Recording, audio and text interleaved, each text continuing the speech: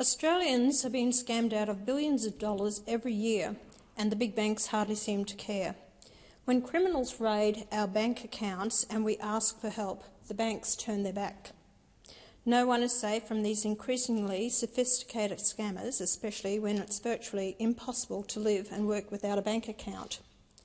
Small businesses, pensioners, families, teenagers, they've all fallen victim. From 2022 to 2023, Australians lost about $6 billion to scams. At the same time, the big banks made a combined $30 billion in profits. They've got the resources to protect their customers.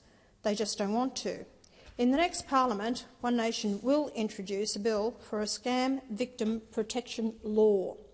Except in cases of gross negligence by account holders, banks will be required to refund scam victims up to $165,000 within 5 days. The bill will include heavy penalties for banks which fail to act, incentivising them to invest more resources in fraud protection. The United Kingdom has recently introduced a similar law.